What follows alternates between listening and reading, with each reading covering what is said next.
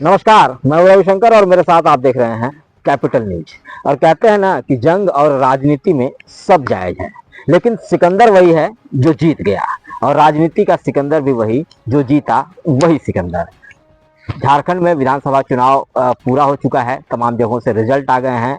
कौन किस सीट पर सिकंदर हुआ है यह भी अब तक आप सबको पता चल चुका है।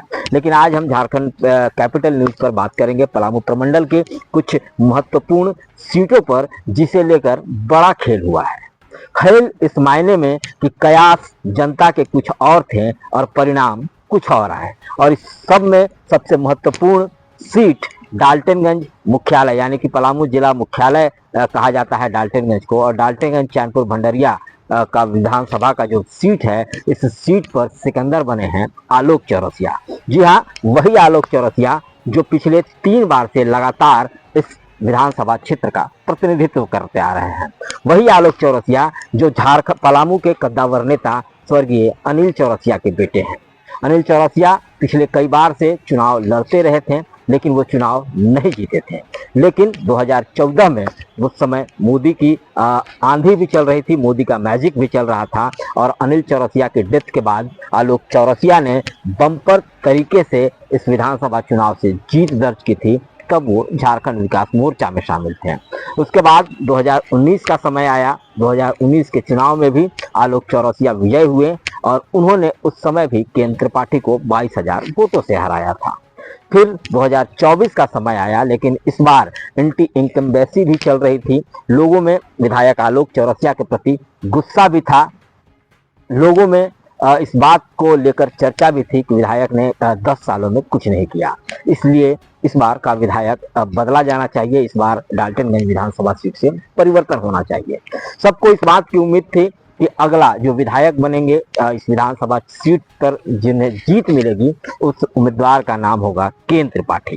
केएन त्रिपाठी जो कांग्रेस के उम्मीदवार थे इस बार। और झारखंड की अगर हम बात करें, पलामू में राजनीति की बात करें, तो केएन त्रिपाठी का बड़ा नाम है, कद्दावर नेता के रूप में जाने जाते हैं, और कांग्रेस ने उन पर अपना भरोसा जताया और केएन त्रिपाठी को एक बार फिर से महागठबंधन का उम्मीदवार इस सीट से बनाया था। लेकिन केएन त्रिपाठी तमाम प्रयासों के बावजूद वह रास्ता साफ नहीं कर पाए। केएन त्रिपाठी तमाम जद्दोजहद के बावजूद इस सीट को लूज कर गए।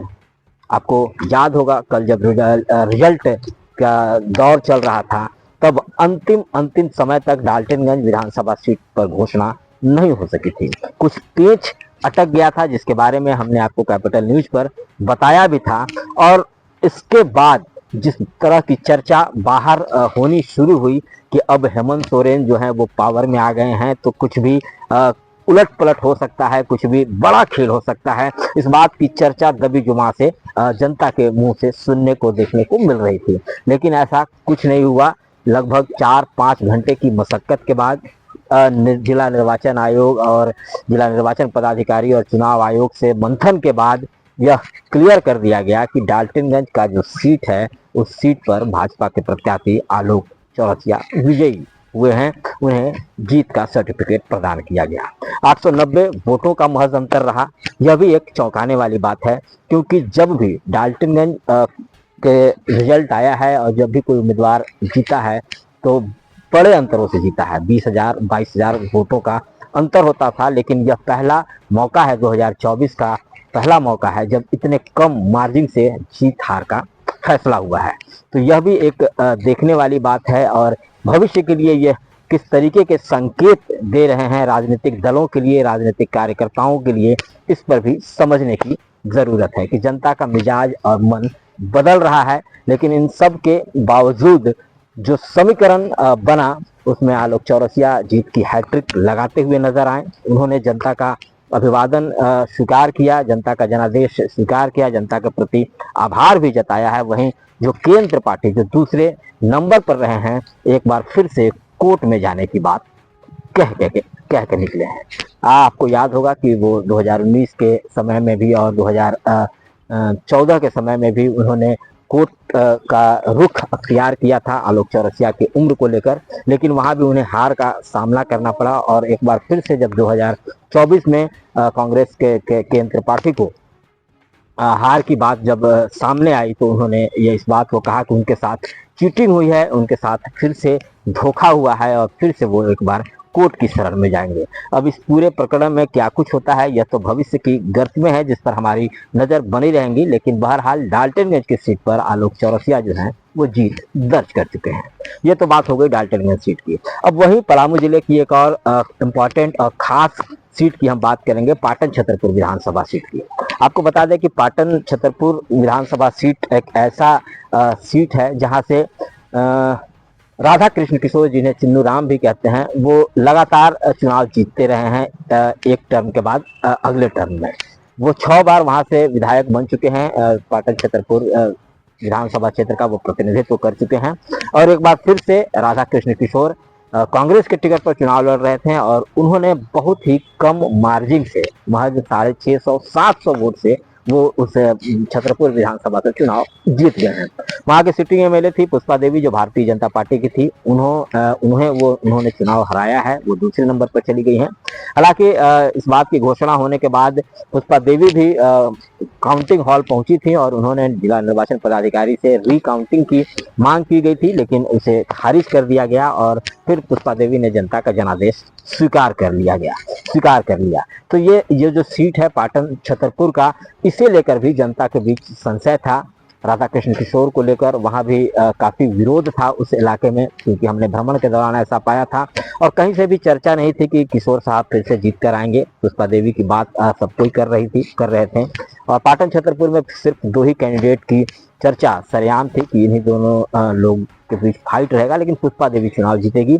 लेकिन अंततः जो चुनाव परिणाम आए उसने सबको चौंका दिया और एक बार फिर से राधा कृष्ण किशोर को इस सीट पर प्रतिनिधित्व करने का मौका मिला। पलामू जिले की एक और महत्वपूर्ण सीट है पांकी विधानसभा का सीट। यह भी सीट काफी हॉट सीट माना जा रहा था। यहाँ भी एक खेल आपको नजर आया होगा। लगातार 14 राउंड तक जो निर्दलीय प्रत्याशी थे, देवेंद्र सिंह उर्फ बिट्टू सिंह, जो पहले कभी कांग्रेस के विधायक हुआ करते थे, वो लगातार बढ़त बनाए हुए थे और अच्छी खासी संख्या में बढ़त बनाए हुए थे। लोगों को यह अनुमान था कि पांकी विधानसभा सीट से बिट्टू सिंह जो है, देवेंद्र सिंह जो है, जो निर्दलीय प्रत्याशी हैं, वो जीत की तरफ बढ़ रहे हैं और उनकी जीत सुनिश्चित है।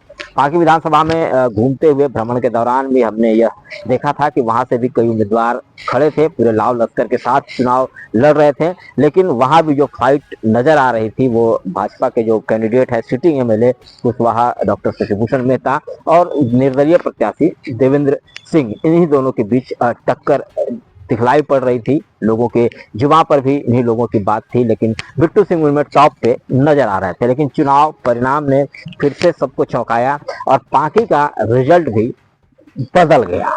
पांकी में सिटिंग एमएलए यानी कि भाजपा के जो उम्मीदवार थे कुशवाहा डॉक्टर शशिभूषण मेहता, उन्होंने एक बार फिर से जीत दर्ज कर ली है। इस तरीके से पांकी में लगातार वे दूसरी बार विधायक बन के आ गए हैं। पांकी विधानसभा की अगर हम बात करें तो पूरे झारखंड में एकमात्र पांकी का ही विधानसभा सीट ऐसा था जहां एक सिटिंग एमएलए को कोई निर्दलीय प्रत्याशी कड़ी टक्कर दे रहा था। निर्दलीय प्रत्याशी के तौर पर देवेंद्र सिंह जिस तरीके से बढ़त बनाए हुए थे, वो लगातार टीवी स्क्रीन पर तमाम जगहों पर यह दिख रहा था कि झारखंड के 87 विधानसभा सीट में एक सीट पर निर्दलीय प्रत्याशी आगे चल रहा है। तो लोगों के जेहन में भी यह बात थी कि वो कौन सी सीट है और तब सामने आया कि यह पांकी विधानसभा का सीट है जहां से निर्दलीय प्रत्याशी देवेंद्र सिंह आगे चल रहे हैं। लेकिन 14वें राउंड के बाद सब कुछ बदल गया और जो फिर शशिभूषण मेहता ने बढ़त बनाई वो बढ़त अंत तक बरकरार रही और उन्होंने इस सीट को अपने नाम कर लिया। इस तरीके से ये 3 पलामू जिले के महत्वपूर्ण सीट थे जहां लोगों का कयास कुछ और था और परिणाम कुछ हुआ कुछ और। इसके अलावा पूरे अगर हम प्रमंडल की बात करें तो इस प्रमंडल में एक और इम्पॉर्टेंट सीट है, क्योंकि वो उसकी नज़र पूरे झारखंड की थी। वो पलामू प्रमंडल के गढ़वा की सीट है। गढ़वा पर आपको बता दें कि सूबे के मंत्री, पेयजल स्वच्छता मंत्री रहे और झारखंड में गढ़वा के लिए विकास पुरुष कहे जाने वाले मिथिलेश ठाकुर चुनाव हार गए हैं।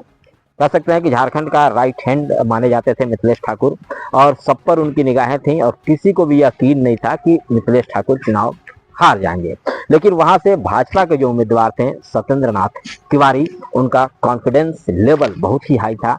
जब भी उन्होंने मीडिया से बातचीत की, जब भी उन्होंने जनता को संबोधित किया, वे अपने जीत के प्रति पूरी तरह से आश्वस्त दिखे और अंतिम समय तक भी उन्होंने कहा कि वो चुनाव जीत चुके हैं, बस वो वोटों की गिनती के लिए आए हैं। लेकिन लोगों ने उन्हें उनका यह बयान राजनीतिक बयान की तरह देखा, लेकिन जब चुनाव परिणाम आए तो बिल्कुल वही हुआ, सटीक नतीजे आए। क्योंकि सत्येंद्र तिवारी ने चुनाव शुरू होने के बाद से जो बढ़त बनाई, अंतिम राउंड तक वो बढ़त बनाए रखे और लगभग 13,000 के वोटों से उन्होंने झारखंड के कद्दावर नेता, झारखंड मुक्ति मोर्चा के मंत्री और विकास पुरुष का नाम जिन्हें दिया गया था गढ़वा जिले में, उन्हें शिकस्त दी है। सत्येंद्र नाथ तिवारी गढ़वा के एक बार फिर से विधायक चुने गए हैं। वही बात अगर हम लातेहार, पलामू प्रमंडल में एक लातेहार जिला भी आता है, तो लातेहार की करें तो वहां भी बहुत ही कांटे की टक्कर नजर आई। वहां भी झारखंड सरकार के एक मंत्री, झारखंड मुक्ति मोर्चा के बैजनाथ राम चुनाव लड़ रहे थे, जो शिक्षा मंत्री भी रहे। लेकिन भारतीय जनता पार्टी के प्रकाश राम ने उन्हें बहुत ही कम वोटों से हरा दिया है। और इस तरीके से अगर हम कहें तो महागठबंधन की जो सरकार थी, झारखंड मुक्ति मोर्चा, खास करके झारखंड मुक्ति मोर्चा के जो मंत्री थे, जो बड़े नेता थे, वो अलग अलग जगहों से चुनाव हारते हुए नजर आए। तो जनता के अंदर, जनता जब जनादेश अपना देती है तो उनके कार्यों का भी आकलन करती है। तो जब आप सत्ता में होते हैं, जब आप सरकार में होते हैं, तो यह बात का भरोसा आपको जनता को देना होगा कि आप जनता के लिए हैं, न कि सिर्फ और सिर्फ अपने लिए हैं। जनता ने स्पष्ट जनादेश दिया है। कई जगहों पर बड़े नेताओं को मुंह की खानी पड़ी है, जिसका खास तौर पे हम चर्चा पलामू प्रमंडल की कर रहे थे। तो ये 4-5 सीट थे जो महत्वपूर्ण सीट थे, जिस पर जनता का फैसला आ चुका है। इसके अलावा जो तमाम जगहों पर जो हार जीत का फैसला हुआ है, जो जीते हुए कैंडिडेट हैं, जो हारे हुए कैंडिडेट हैं, उसकी चर्चा, उसकी रिपोर्टिंग हमने कैपिटल न्यूज़ पर पहले भी दिखाई है। आप कैपिटल न्यूज़ को इतना प्यार दिया, कैपिटल न्यूज़ पर इतना भरोसा जताया, हम सब आपके भी आभारी हैं। कैपिटल न्यूज़ परिवार की ओर से हमारे तमाम दर्शकों को शुभकामनाएं हैं, आभार है। आप इसी तरह से कैपिटल न्यूज़ को देखते रहें, हमारे साथ जुड़े रहें और अपनी कुछ प्रतिक्रियाएं हैं तो उसे भी हम तक जरूर पहुंचाएं।